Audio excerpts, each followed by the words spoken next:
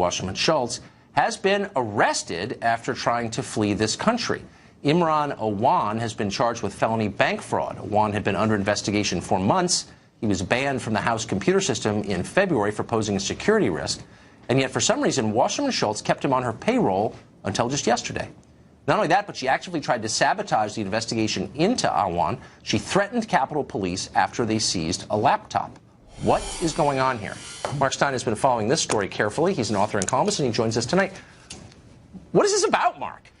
Well, it's about everything that the Democrats and the media have spent months trying to prove that the Russia investigation, so-called, is about. Everything they've looked for and failed to find in the Russia investigation is, in fact, going on under their noses in this particular story. We have computer interference. We have, as you said, a powerful political figure attempting to interfere with a federal investigation, as Debbie Wasserman Schultz did when she threatened the head of the Capitol Police. We have actual criminal elements. This guy was arrested trying to flee the country. We have interference from foreign politicians. These guys were given $100,000 by a prominent Iraqi politician. In other words, everything that they have been looking for in the Russia investigation and failed to find is actually staring them in the face with this mysterious guy. And that's actually before the more obvious problems with the story, which is how does one guy from Pakistan, from Lahore, his wife, their two brothers, and at least one of their sisters-in-law end up providing IT services for dozens of Democrat powerful figures. That in itself is actually pretty unusual. Well, it is. It's an odd story from start to finish, and maybe weirdest is even after this guy was under a public cloud, even after Debbie Wasserman Schultz had threatened, apparently, the Capitol Police looking into it. This is a news story. He worked for her until yesterday? That's what right. would that? Why would she do that? Well, he was arrested at Dulles Airport on Monday night. She terminated his employment, which was, by the way, at the expense of you and I and every other taxpayer, on Tuesday. Most of the other Democrat congressmen for whom this family work, they got rid of this family, both the wife and the brother-in-law and so on, back at the end of February, beginning of March. Occam's razor would suggest that the reason that she kept him on was that because she was additionally head of the DNC, he had too much on her.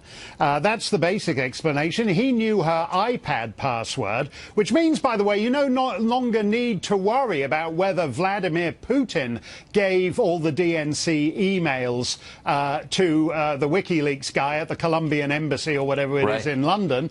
Never mind that. The fella arrested at Dulles Airport trying to flee back to Lahore actually had Debbie Wasserman Schultz's password, and there's so much collusion going on here that Debbie actually colluded with the guy fleeing to Lahore by giving him the password herself. So if if in his ever-expanding investigation Bob Mueller would like something else to set his 37 Hillary donors to work on, they can wrap this thing up in the next 48 hours, because it's all staring them in the face. Well, here's we referenced earlier the threats that she made against Capitol Police in this, and that's a pretty strong thing to say about somebody. I think we actually have tape of this, in case anyone doubts it. Here's Debbie Wasserman Schultz.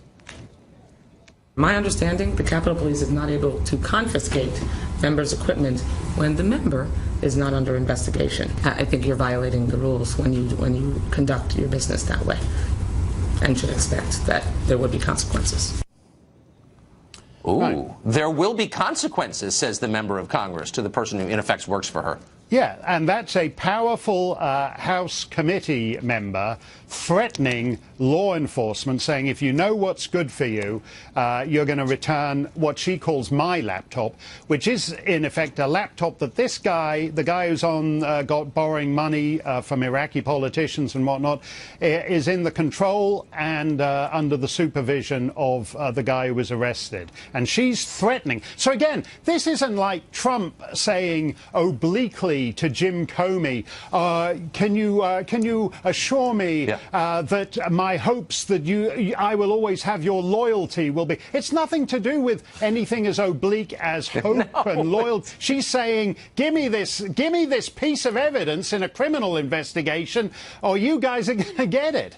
And she's not a master of the oblique. She's she's pretty explicit. And what's interesting is this guy, his wife, the brothers-in-law, the brothers and the sister-in-law, they've made $5 million, it's estimated, from providing, because the Democrats, as we know, require highly specialized computer services. Unbelievable. You have to be able to go to Home Depot, buy the biggest hammer, and that costs money. These guys got $5 million, and they're still borrowing money from Iraqi politicians. We're going to get the details in the hearings. Mark, great to see you tonight. Thanks a lot, Tucker.